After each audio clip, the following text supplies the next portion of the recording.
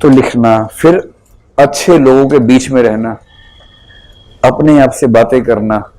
आप लोग कितना करते हैं मुझे नहीं पता, लेकिन अगर आप दिन में आधा घंटा खुद को देते हो कम से कम, कि आधा घंटा कोई नहीं चाहिए, अकेले टहल रहे हैं और खुद से बात कर रहे हैं। मैंने कई लोगों को देखा जो खुद से आधा घंटा बात करके इतना मोटिवेटेड हो जाते हैं कि उनको किसी और की सलाह की बहुत जरूरत उसके बाद नहीं बचती है। ये सब उपाय जो व्यक्ति बेहतर कर लेगा उसको हम बोलेंगे कि उसका सेल्फ पर कंट्रोल इस सेंस में भी बहुत बेहतर है। हेलो दोस्तों, आज हम बात करेंगे मंथली करंट अफेयर्स अगस्त 2024 के पार्ट 2 के बारे में। अगर आपने पार्ट 1 नहीं देखा है तो पहले पार्ट 1 जरूर देख लीजिए। जैसा कि हमने वादा किया था, इस वीडियो के बाद हम आपको पीडीएफ डाउनलोड करने का तरीका भी बताएंगे, इसलिए पूरा वीडियो ध्यान से देखिए क्योंकि बीच में हम कुछ इंपॉर्टेंट सवाल भी पूछेंगे। हमारी आने वाली वीडियो में एसएससी एग्जाम्स के question papers, mock test papers और स्टडी मटेरियल्स भी होंगे, तो चैनल को अभी सब्सक्राइब कर लीजिए ताकि आप कोई अपडेट मिस न करें। तो दोस्तों, चलो शुरू करते हैं और ध्यान रखिए, पीडीएफ डाउनलोड करने की जानकारी वीडियो के अंत में है। वीडियो को लाइक कीजिए, शेयर कीजिए और कमेंट में हमें बताइए कि आपको कौन सा टॉपिक सबसे ज्यादा पसंद आया।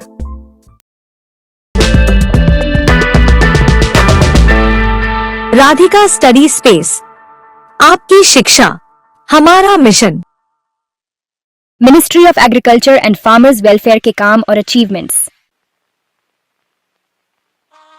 दोस्तों, ministry of agriculture and farmers welfare खेती से जुड़े रूल्स और प्लान्स बनाती है जिससे खेती बाड़ी स्ट्रांग और स्टेबल रहे।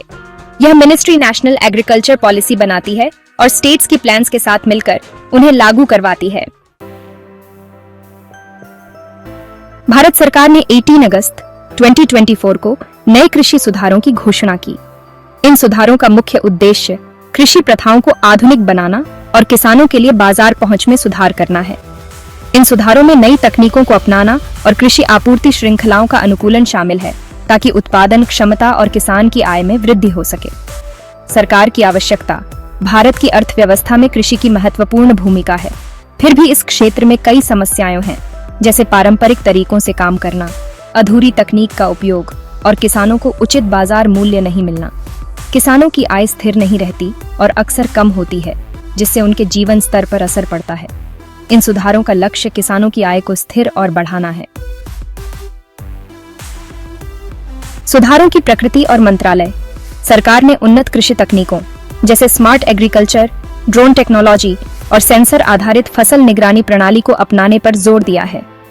कृषि उत्पादों की आपूर्ति श्रृंखला में सुधार करके, जैसे बेहतर भंडारण सुविधाएं और परिवहन तंत्र, किसान की आय में वृद्धि की योजना है। ये सुधार कृषि और किसान कल्याण मंत्रालय, ministry of agriculture and farmers welfare द्वारा लागू किए जा रहे हैं। किसानों को कैसे लाभ होगा? नई तकनीकों और बेहतर आपूर्ति श्रृंखला से कृषि उत्पादकता में वृद्धि होगी। किसानों को उनके उत्पादों के लिए उचित मूल्य मिलेगा, जिससे उनकी आय में वृद्धि होगी। कृषि क्षेत्र में सुधार से नए रोजगार के अवसर पैदा होंगे, जो ग्रामीण इलाकों में रोजगार संकट को कम करेंगे। भारतीय अर्थव्यवस्था पर प्रभाव। किसानों की आय में सुधार से कुल मांग में वृद्धि होगी और अर्थव्यवस्था को बढ़ावा मिलेगा।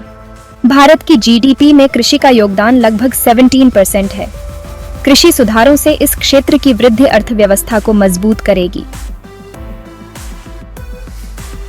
इतिहास। भारतीय कृषि में कई सुधार पहले भी हुए हैं, जैसे हरित क्रांति, जिसे 1960-70 के दशक में लागू किया गया था, और 1991 में आर्थिक सुधारों के तहत कृषि नीति में बदलाव। 2020 में कृषि कानूनों के माध्यम से किसानों की उपज के विपणन को स्वतंत्रता दी गई थी, लेकिन उन कानूनों का विरोध हुआ। वर्तमान में ये सुधार उनकी समीक्षा और सुधार के लिए हैं।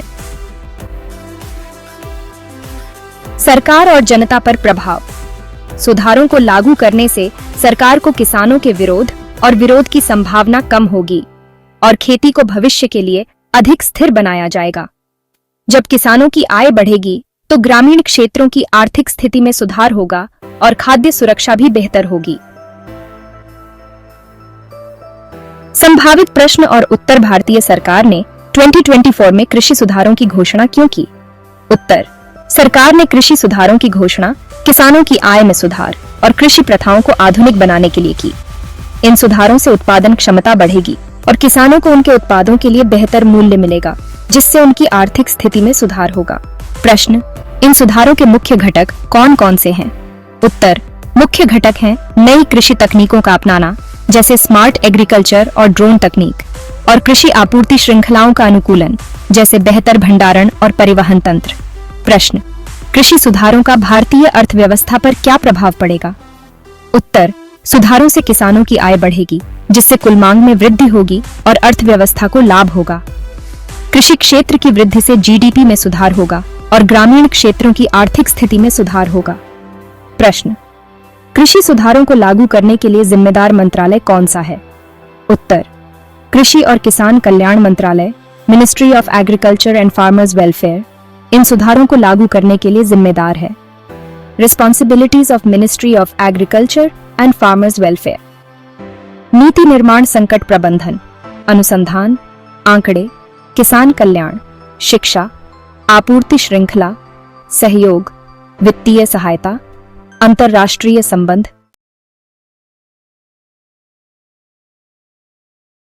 न्यू एजुकेशन पॉलिसी: बेहतर क्लासरूम, स्मार्ट लैब्स और डिजिटल टूल्स से भरी पढ़ाई। चलिए जानते हैं क्या अपडेट है इस पे। भारतीय शिक्षा मंत्रालय ने 22 अगस्त 2024 को नई शैक्षिक नीतियों की घोषणा की। इन नीतियों का उद्देश्य स्कूलों और कॉलेजों में शिक्षा की गुणवत्ता में सुधार करना है। ये सुधार पाठ्यक्रम अद्यतन, शिक्षक प्रशिक्षण कार्यक्रमों को सुधारने और प्रभावी सीखने के लिए बेहतर अवसंरचना पर ध्यान केंद्रित करते हैं। सरकार की आवश्यकता: राष्ट्रीय शिक्षा नीति NEP 2020 के हिसाब से भारतीय शिक्षा प्रणाली में गुणवत्ता की समस्याएं रही हैं, जिनमें पुराने पाठ्यक्रम की अप्रासंगिकता और शिक्षकों की अपर्याप्त ट्रेनिंग शामिल है। वैश्विक स्तर पर प्रतिस्पर्धा बढ़ रही है और शिक्षा प्रणाली को अद्यतित करना आवश्यक है, ताकि विद्यार्थी वैश्विक मानकों पर खरे उतर सकें। सुधारों की प्रकृति और मंत्रालय: नई नीतियों के तहत पाठ्यक्रम को आधुनिक और व्यावसायिक आवश्यकताओं के अनुरूप अद्यतन किया जाएगा। शिक्षक प्रशिक्षण कार्यक्रमों को सुदृढ़ किया जाएगा, जिसमें नई शिक्षण पद्धतियों और तकनीकों पर जोर होगा। स्कूलों और कॉलेजों की अवसंरचना को बेहतर बनाया जाएगा, ताकि छात्र प्रभावी तरीके से सीख सकें। ये सुधार शिक्षा मंत्रालय, मिनिस्ट्री ऑफ एजुकेशन द्वारा लागू किए जा रहे हैं। छात्रों को कैसे लाभ होगा? अद्यतन पाठ्यक्रम से छात्रों को आधुनिक और प्रासंगिक शिक्षा प्राप्त होगी, जो उन्हें पेशेवर और एकेडमिक सक्सेस में सहायता करेगी। शिक्षक प्रशिक्षण कार्यक्रमों से शिक्षकों की गुणवत्ता में सुधार होगा, जिससे छात्रों को उच्च गुणवत्ता की शिक्षा मिलेगी। पुराने पाठ्यक्रम की समस्याएं और नया पाठ्यक्रम: पुराने पाठ्यक्रम में कई विषय प्रासंगिक नहीं थे, जैसे पुराने गणितीय मॉडल और पुराने विज्ञान सिद्धांत। नया पाठ्यक्रम व्यावहारिक और आधुनिक विषयों पर केंद्रित होगा, जैसे डेटा साइंस, डिजिटल लिटरेसी और नई वैज्ञानिक अनुसंधान। शिक्षक कार्यक्रम: नई शिक्षण विधियों, डिजिटल टूल्स और व्यावसायिक विकास पर प्रशिक्षण कार्यक्रम आयोजित किए जाएंगे। शिक्षकों के लिए नियमित अपडेट और प्रशिक्षण सत्रों की व्यवस्था की जाएगी। इतिहास: 1986 में राष्ट्रीय शिक्षा नीति NEP और 2005 में शिक्षा का अधिकार अधिनियम RTE के तहत कई सुधार हुए थे। 2020 में NEP 2020 के तहत महत्वपूर्ण सुधारों की शुरुआत की गई थी और वर्तमान सुधार इन प्रयासों को आगे बढ़ाते हैं। सरकार और जनता पर प्रभाव: सुधारों से सरकार को शिक्षा क्षेत्र में बेहतर परिणाम और सकारात्मक जनमत मिलेगा। शिक्षा की गुणवत्ता में सुधार से सामाजिक और आर्थिक विकास को बढ़ावा मिलेगा। सुधारों से छात्रों को बेहतर शिक्षा मिलेगी, जिससे उनके भविष्य के अवसरों में सुधार होगा। माता पिता और समाज को भी शिक्षा के क्षेत्र में सकारात्मक बदलाव देखने को मिलेंगे। संभावित प्रश्न और उत्तर। प्रश्न: 2024 में भारतीय शिक्षा मंत्रालय द्वारा किए गए शैक्षिक नीति सुधारों का मुख्य उद्देश्य क्या है? उत्तर: मुख्य उद्देश्य शिक्षा की गुणवत्ता में सुधार, पाठ्यक्रम को अद्यतित करना, शिक्षक प्रशिक्षण को सुदृढ़ करना और स्कूलों और कॉलेजों की अवसंरचना में सुधार करना है। प्रश्न: पुराने पाठ्यक्रम की समस्याएं क्या थीं और नए पाठ्यक्रम में क्या बदलाव किए गए हैं? उत्तर: पुराने पाठ्यक्रम में कई विषय अप्रासंगिक थे, और तकनीकी प्रगति के साथ नहीं चलते थे। नए पाठ्यक्रम में आधुनिक और व्यावसायिक आवश्यकताओं के अनुरूप विषयों को शामिल किया जाएगा, जैसे डेटा साइंस और डिजिटल लिटरेसी। प्रश्न, शिक्षक प्रशिक्षण कार्यक्रमों में क्या सुधार किए गए हैं? उत्तर, शिक्षक प्रशिक्षण कार्यक्रमों में नई शिक्षण विधियों, डिजिटल टूल्स और व्यावसायिक विकास पर जोर दिया जाएगा। नियमित अपडेट और प्रशिक्षण सत्रों की व्यवस्था की जाएगी। प्रश्न, शिक्षा मंत्रालय द्वारा लागू किए गए हालिया सुधारों का भारतीय समाज पर क्या प्रभाव पड़ेगा? उत्तर, हालिया सुधारों से छात्रों को बेहतर शिक्षा मिलेगी, जो उनके भविष्य के अवसरों को सुधारने में मदद करेगी। इसके साथ ही समाज और माता पिता को शिक्षा क्षेत्र में सकारात्मक बदलाव देखने को मिलेगा। प्रश्न, शिक्षा मंत्रालय द्वारा जारी किए गए सुधारों की ऐतिहासिक पृष्ठभूमि क्या है? उत्तर, पिछले सुधारों में 1986 में राष्ट्रीय शिक्षा नीति (NEP) और 2005 में शिक्षा का अधिकार अधिनियम (RTE) शामिल हैं। 2020 में NEP 2020 के तहत कई महत्वपूर्ण सुधार किए गए थे। मंत्रालय की वार्षिक रिपोर्ट और प्रेस विज्ञप्तियां। शिक्षा मंत्रालय की रिपोर्ट्स में यह बात सामने आई है कि पुरानी शिक्षा पद्धतियों और पाठ्यक्रम में तकनीकी प्रगति और वैश्विक शिक्षा मानकों के साथ तालमेल बैठाने की कमी थी। शिक्षा मंत्रालय की वार्षिक रिपोर्ट। ये स्रोत यह स्पष्ट करते हैं कि पुराने पाठ्यक्रमों में कई विषय अब अप्रासंगिक हो गए हैं और आधुनिक तकनीकी और व्यावसायिक आवश्यकताओं के साथ नहीं चलते। चलिए बात करते हैं इकोनॉमिक डेवलपमेंट और FDI की। अगस्त 2024 में इंडिया ने बहुत बढ़िया इकोनॉमिक ग्रोथ दिखाई है। FDI, फॉरेन डायरेक्ट इन्वेस्टमेंट, होता क्या है? आसान भाषा में विदेशी कंपनियां इंडिया में डायरेक्ट इन्वेस्ट कर रही हैं। इससे जॉब्स तो बढ़ती ही हैं, साथ में टेक्नोलॉजी और नॉलेज भी शेयर होता है। भारत ने अगस्त 2024 में मजबूत आर्थिक विकास की रिपोर्ट दी है, जो कि महत्वपूर्ण विदेशी प्रत्यक्ष निवेश FDI प्रवाह और सकारात्मक आर्थिक संकेतकों द्वारा चिह्नित की गई है। सरकार आर्थिक स्थिरता बनाए रखने और विभिन्न नीति उपायों के माध्यम से और अधिक निवेश आकर्षित करने पर ध्यान केंद्रित कर रही है। अब चलिए जानते हैं भारत ने हाल ही के वर्षों में कैसा परफॉर्म किया है। अगस्त 2024 में भारत की GDP वृद्धि दर 7.5% रही, जो पिछले साल की इसी अवधि में 6.8% थी। 2020 to 21 कोविड में भारत की ग्रोथ रेट -7.3% थी और भारत ही क्या मेजर कंट्रीज का भी यही हाल था। वित्तीय वर्ष 2021 to 22 8.7%, वित्तीय वर्ष 2022 to 23 7.1%, वित्तीय वर्ष 2023 to 24 6.9% अनुमानित है। सरकार द्वारा उठाए गए कदम। सरकार ने FDI को प्रोत्साहित करने के लिए विदेशी निवेश नीति में सुधार किया है, जिसमें कई क्षेत्रों में 100% FDI की अनुमति दी गई है। डिजिटल अवसंरचना, जैसे कि 5G नेटवर्क और स्मार्ट सिटी परियोजनाओं में निवेश बढ़ाया गया है। कर सुधार, टैक्स रिफॉर्म। अब ये एक बड़ा मुद्दा रहा है इस साल, काफी न्यूज में भी था। ये अलग टॉपिक है, इस पे फिर कभी एक विस्तृत वीडियो लेके आएंगे, क्योंकि वीडियो बड़ा हो जाएगा। अभी के लिए इतना जानिए, कंपनी करों को कम किया गया है और टैक्स छूट की पेशकश की गई है, ताकि विदेशी कंपनियां भारत में निवेश करने के लिए प्रोत्साहित हों। हालांकि इस पर नेगेटिव कमेंट्स भी आए कि टैक्स छूट और करों में कमी से छोटे और मध्यम उद्यमों की तुलना में बड़े निगमों और विदेशी कंपनियों को अधिक लाभ होता है। इससे आर्थिक विषमताओं में वृद्धि हो सकती है, क्योंकि छोटे व्यवसायों को अक्सर समान लाभ नहीं मिलता। लेकिन इसमें पॉजिटिव क्या है? सरकार का तर्क है कि करों में कमी और टैक्स छूट देने से विदेशी कंपनियों को भारत में निवेश करने में अधिक रुचि होगी, जिससे रोजगार और आर्थिक विकास को बढ़ावा मिलेगा। फॉर एग्जाम्पल, भारत सरकार ने 2019 में कंपनी कर की दर को 30% से घटाकर 22% कर दिया था और नई कंपनियों के लिए इसे 15% कर दिया गया था। यह कदम निवेशकों को आकर्षित करने और भारत को एक इन्वेस्टमेंट फ्रेंडली डेस्टिनेशन बनाने के लिए था। अगला है ease of doing business ranking में सुधार के लिए प्रक्रियात्मक बदलाव किए गए हैं। Economic indicators. अगस्त 2024 में IIP की वृद्धि दर 8.2% रही। CPI महंगाई दर अगस्त में 4.3% रही, जो पिछले वर्ष की तुलना में स्थिर है। बिजली की मांग 6.5% बढ़ी, जो आर्थिक गतिविधि की बढ़ती दर को दर्शाता है। विकास लक्ष्य 2047।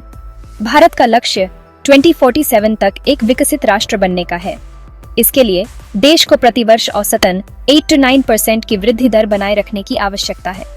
वर्तमान में 7.5% की वृद्धि दर आर्थिक प्रगति के लिए सकारात्मक संकेत है, लेकिन इसे स्थिर बनाए रखना और बढ़ाना होगा ताकि दीर्घकालिक विकास लक्ष्यों को पूरा किया जा सके। अब चलिए जान लेते हैं इससे कौन से प्रश्न पूछे जा सकते हैं। प्रश्न: अगस्त 2024 में भारत की जीडीपी वृद्धि दर कितनी थी और इसके मुख्य कारण क्या हैं? उत्तर: अगस्त 2024 में भारत की जीडीपी वृद्धि दर 7.5% रही।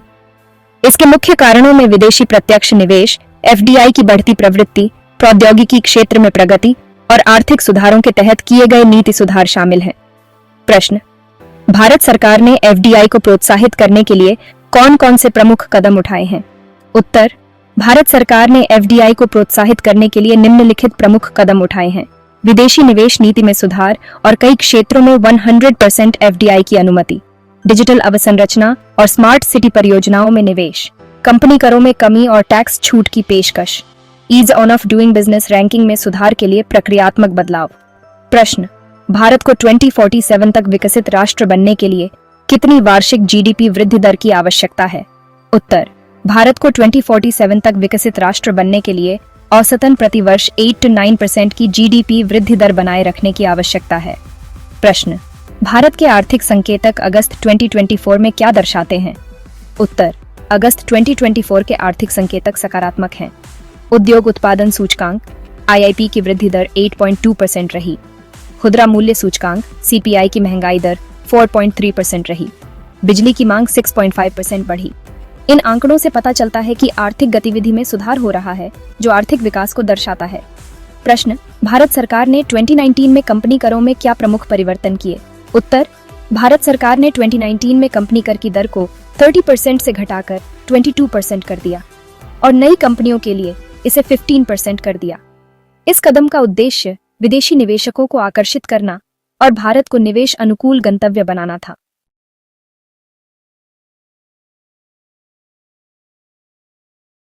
भारत सरकार ने जलवायु परिवर्तन के लिए क्या-क्या नए प्लान बनाए हैं?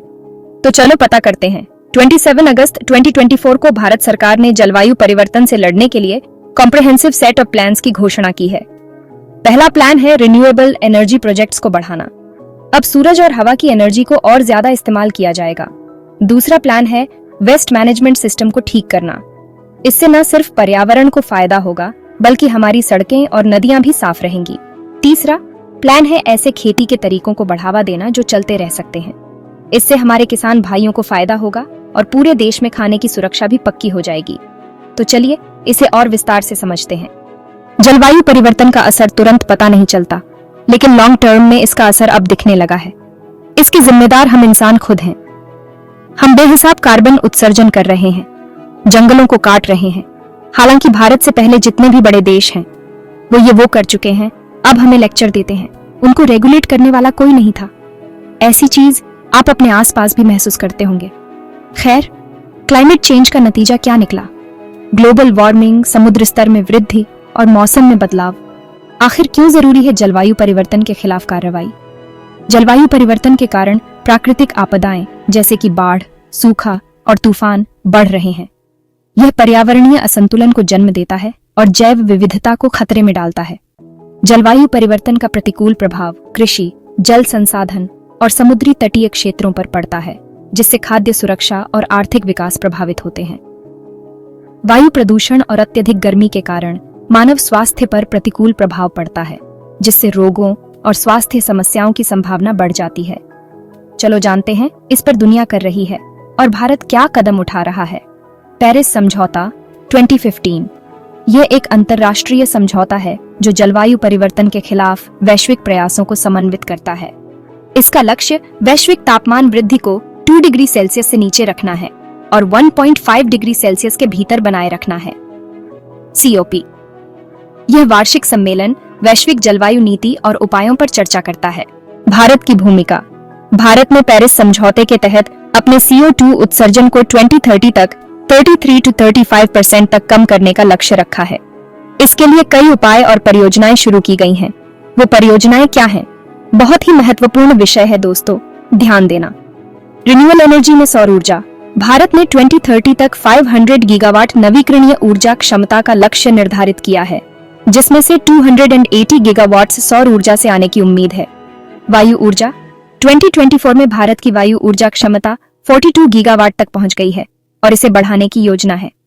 स्वच्छ भारत मिशन, इस योजना के तहत भारत में कचरे की प्रबंधन प्रणाली को सुधारने और पुनर्चक्रण को बढ़ावा देने का प्रयास किया जा रहा है। सॉलिड वेस्ट मैनेजमेंट, नगरपालिका क्षेत्रों में ठोस कचरे के प्रबंधन के लिए नई तकनीकों और योजनाओं को लागू किया जा रहा है। प्राकृतिक खेती, भारत सरकार ने प्राकृतिक खेती और ऑर्गेनिक खेती को प्रोत्साहित करने के लिए विशेष योजनाएं और सब्सिडी प्रदान की है। जल संरक्षण, पानी की बचत और सुधार के लिए कई परियोजनाएं चल रही हैं, जैसे कि पानी बचाओ अभियान और रेन वाटर हार्वेस्टिंग। कौन सी ऑलरेडी स्टार्ट हो चुकी है? खेजड़ी सौर ऊर्जा पार्क, राजस्थान, 2024 में शुरू हुआ। यह पार्क 2500 मेगावाट की क्षमता के साथ देश का सबसे बड़ा सौर ऊर्जा पार्क है। पेट्रा सोलर प्लांट, कर्नाटक, यह परियोजना 1000 मेगावाट सौर ऊर्जा उत्पादन की क्षमता के साथ शुरू की गई है। इससे संबंधित प्रश्न परीक्षा में पूछे जा सकते हैं, ध्यान रखना। Nagpur smart city, smart infrastructure, ऊर्जा दक्षता और कचरा प्रबंधन के लिए कई पहल की गई हैं। आगरा स्मार्ट सिटी, स्वच्छता, हरित क्षेत्र और टिकाऊ परिवहन के उपाय लागू किए जा रहे हैं। अपकमिंग प्रोजेक्ट्स, सौर ऊर्जा पैनल की स्थापना, 2025 तक 100 गीगावाट सौर ऊर्जा पैनल की स्थापना का लक्ष्य है। हाइब्रिड ऊर्जा परियोजनाएं, वायु और सौर ऊर्जा के संयोजन के साथ नई परियोजनाओं की योजना बनाई जा रही है, जिससे ऊर्जा उत्पादन की स्थिरता और दक्षता में सुधार हो सके। चलिए जानते हैं इस विषय से संबंधित प्रश्न। भारत सरकार ने जलवायु परिवर्तन से निपटने के लिए क्या मुख्य पहलों की घोषणा की है? उत्तर, भारत सरकार ने जलवायु परिवर्तन से निपटने के लिए निम्नलिखित मुख्य पहलों की घोषणा की है। नवीकरणीय ऊर्जा परियोजनाओं का विस्तार, जिसमें सौर और वायु ऊर्जा शामिल है। अपशिष्ट प्रबंधन प्रणाली में सुधार, जैसे कि स्वच्छ भारत मिशन और ठोस कचरा प्रबंधन। सतत कृषि प्रथाओं को बढ़ावा देना, जैसे कि प्राकृतिक खेती और जल संरक्षण। प्रश्न, भारत का 2030 तक नवीकरणीय ऊर्जा के क्षेत्र में क्या लक्ष्य है? उत्तर, भारत का लक्ष्य 2030 तक 500 गीगावाट नवीकरणीय ऊर्जा क्षमता स्थापित करना है, जिसमें से 280 गीगावाट सौर ऊर्जा से आने की उम्मीद है। प्रश्न, भारत के कौन से प्रमुख सौर ऊर्जा पार्क 2024 में शुरू किए गए हैं? उत्तर, भारत के प्रमुख सौर ऊर्जा पार्क जो 2024 में शुरू किए गए हैं, उनमें खेजड़ी सौर ऊर्जा पार्क, राजस्थान और पेट्रा सोलर प्लांट, कर्नाटक शामिल हैं। प्रश्न, स्वच्छ भारत मिशन के तहत क्या प्रमुख पहल की जा रही है? उत्तर, स्वच्छ भारत मिशन के तहत कचरे की प्रबंधन प्रणाली में सुधार, पुनर्चक्रण को बढ़ावा देना और साफ सफाई अभियान चलाना शामिल है। इन पहलों का उद्देश्य भारत की जलवायु परिवर्तन नीति को मजबूत करना और एक सतत और पर्यावरणीय रूप से स्थिर भविष्य की दिशा में अग्रसर होना है। और एक बोनस प्रश्न, राष्ट्रीय सौर ऊर्जा मिशन के प्रमुख लक्ष्य और रणनीतियां क्या हैं और यह मिशन भारत के नवीकरणीय ऊर्जा उद्देश्यों को कैसे पूरा करता है? इसका जवाब आपको देना है। ये बहुत ही महत्वपूर्ण प्रश्न है जो परीक्षा में बार बार सामने आता रहता है। हम भविष्य में इस पे एक अलग से वीडियो लेकर आएंगे। दोस्तों, पढ़ाई में कामयाबी की चाबी मिल गई। हमारा चैनल सब्सक्राइब कीजिए और PDF डाउनलोड कीजिए। हम अपने हर वीडियो में ढेर सारा टाइम, पैसा और मेहनत लगाते हैं ताकि आपके लिए बेस्ट जानकारी ला सकें। तो अगर आप चाहते हो कि हम ऐसे ही नॉलेजेबल वीडियो बनाते रहें, तो सब्सक्राइब और लाइक जरूर कीजिए। PDF डाउनलोड करने के लिए डिस्क्रिप्शन में लिंक है, उस पर क्लिक कीजिए। गूगल ड्राइव में अगस्त 2024 करंट अफेयर्स पार्ट 1 और 2 कंबाइंड नाम की फाइल ढूंढकर डाउनलोड कर लीजिए। अगर डाउनलोड में कोई परेशानी हो तो कमेंट कीजिए। हमारी टीम आपकी पूरी मदद करेगी और PDF आपको जरूर दिलवाएगी। आप हमें ईमेल भी कर सकते हो। तो देर किस बात की, सब्सक्राइब करो, PDF डाउनलोड करो और पढ़ाई में धूम मचाओ। भारत की सांस्कृतिक धरोहर। हमारा भारत तो अलग अलग कल्चर्स और हेरिटेज से भरा पड़ा है। यहाँ के पुराने मॉन्यूमेंट्स, मंदिर, किले सब भारतीय सभ्यता की कहानी सुनाते हैं। ऐसी संस्कृति आपको कहीं नहीं मिलेगी। यहाँ तक कि चीन भी मानता है ये बात। उनका आधिकारिक बयान है कि चीन कभी भी सांस्कृतिक रूप से भारत को हरा नहीं पाएगा। इस बात पर एक लायक तो बनता ही है। चलिए शुरू करते हैं। अभी सरकार ने एक नई इनिशिएटिव ली है ताकि इन खजानों को बचाया जा सके। इस स्कीम में इंपॉर्टेंट जगहों की मरम्मत और प्रोटेक्शन का खास ख्याल रखा जाएगा। सोचो जरा, इन धरोहरों को बचाने से न सिर्फ हमारी हिस्ट्री जिंदा रहेगी, बल्कि हमारी फ्यूचर जनरेशंस के लिए भी तोहफा होगा। ये इनिशिएटिव हमें हमारे शानदार पास्ट से जोड़ती है और हमारी कल्चरल आइडेंटिटी को मजबूत करती है। भारत की ऐतिहासिक धरोहर का संरक्षण एक चुनौतीपूर्ण कार्य है। समय के साथ कई महत्वपूर्ण स्मारक और स्थल नष्ट हो गए हैं या गंभीर रूप से क्षतिग्रस्त हो गए हैं।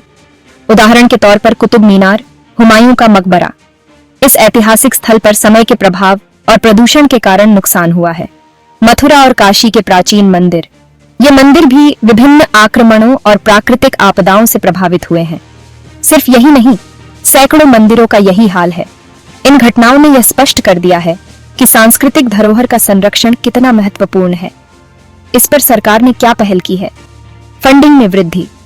ऐतिहासिक स्थलों के पुनर्निर्माण और संरक्षण के लिए वित्तीय सहायता बढ़ाई गई है। ये फंडिंग विशेष रूप से उन परियोजनाओं के लिए आवंटित की जाती है जो ऐतिहासिक महत्व के हैं और जिनकी संरचनात्मक स्थिति कमजोर है। संवर्धन और सुधार योजनाएं। पुरातत्व सर्वेक्षण विभाग और अन्य सरकारी एजेंसियों द्वारा व्यापक योजना बनाई गई है, जिसमें धरोहर स्थलों की नियमित जांच और मरम्मत शामिल है। संविधान और कानून। भारत सरकार ने archaeological sites and remnants act 1958 स्मारक और पुरावशेष अधिनियम 1958 जैसे कानून बनाए हैं ताकि धरोहर स्थलों की रक्षा की जा सके। ध्यान रखना, ये बहुत ही जरूरी है। सरकार कुछ मॉडर्न कंजर्वेशन टेक्निक्स अपना रही है। लासर स्कैनिंग, ये तकनीक 3D मॉडल बनाने के लिए उपयोग की जाती है, जिससे संरचनाओं की सटीक स्थिति का अध्ययन किया जा सकता है। स्नैपशॉट टेक्नोलॉजी, डिजिटल फोटोग्राफी और इमेजिंग तकनीक के माध्यम से स्थलों की विस्तृत छवियां प्राप्त की जाती हैं, जो मरम्मत कार्य में सहायक होती हैं। भौतिक और रसायन विज्ञान विश्लेषण। संरचनाओं की सामग्री का विश्लेषण करने के लिए रसायन विज्ञान और भौतिक विज्ञान की तकनीकें लागू की जाती हैं, जिससे सही मरम्मत सामग्री का चयन किया जा सके। अन्य देशों से सहायता। यूनेस्को विश्व धरोहर स्थलों के संरक्षण के लिए तकनीकी सहायता और फंडिंग प्रदान करता है। फ्रांस और इटली सांस्कृतिक और धरोहर संरक्षण के क्षेत्र में सहयोग करने वाले प्रमुख देश हैं, जो तकनीकी सहायता और विशेषज्ञता प्रदान करते हैं। लेकिन सवाल ये है कि हमें दूसरे देश पर निर्भर क्यों होना है? हम खुद क्यों नहीं कर सकते? रीजन है एक्सपीरियंस। भारत अभी इसमें परिपक्व हो रहा है। इटली ने पंपेई और रोम के प्राचीन स्थलों के संरक्षण में अत्यधिक अनुभव प्राप्त किया है और फ्रांस ने वर्साई पैलेस और अन्य ऐतिहासिक स्थलों की देखरेख की है। स्मार्ट टेक्नोलॉजी, संसाधनों की उपलब्धता और फंडिंग। यूनेस्को और अन्य अंतर्राष्ट्रीय संगठनों के पास विशिष्ट परियोजनाओं के लिए फंडिंग और ग्रांट्स की पेशकश होती है, जो कि बड़े और महत्वपूर्ण प्रोजेक्ट्स के लिए जरूरी होती है। क्या आपको पता है ताजमहल के संरक्षण में फ्रांस और इटली की विशेषज्ञता की मदद ली गई है, विशेष रूप से सफेद संगमरमर की सफाई और मरम्मत के लिए। कुतुब मीनार के संरक्षण के लिए फ्रांस ने तकनीकी सहायता और विशेषज्ञता प्रदान की है, जिसमें लासर स्कैनिंग और अन्य उन्नत विधियां शामिल हैं। सरकार के आधिकारिक आंकड़े। 2023 में केंद्र सरकार ने लगभग 150 करोड़ रुपए का आवंटन किया था, जिसमें से कई स्थलों पर काम पूरा हो चुका है और कई पर कार्य प्रगति पर है।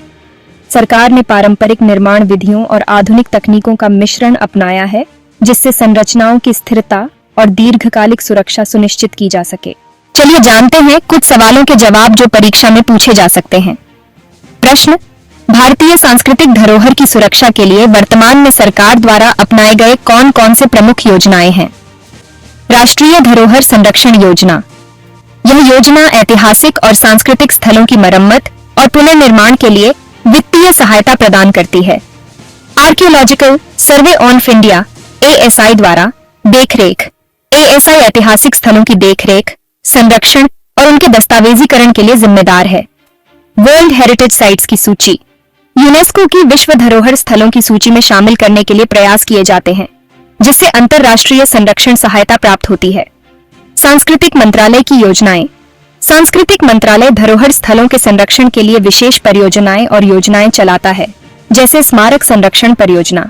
प्रश्न, लेजर स्कैनिंग और डिजिटल इमेजिंग तकनीक सांस्कृतिक धरोहर स्थलों के संरक्षण में किस प्रकार सहायक होती है? उत्तर, लेजर स्कैनिंग। यह तकनीक 3D मॉडलिंग के माध्यम से धरोहर स्थलों की सटीक संरचनात्मक जानकारी प्रदान करती है। यह संपूर्ण स्थल की 3 डायमेंशनल छवि बनाती है, जिससे मरम्मत और संरक्षित करने के लिए उचित योजना बनाई जा सकती है। डिजिटल इमेजिंग, ये तकनीक उच्च गुणवत्ता वाली छवियां प्रदान करती है जो संरचनात्मक स्थिति की बारीकी से जांच करने में मदद करती है। इसके माध्यम से समय समय पर निगरानी की जा सकती है और समस्याओं का त्वरित समाधान संभव होता है। प्रश्न, प्राचीन स्मारक और पुरावशेष अधिनियम 1958 का मुख्य उद्देश्य क्या है?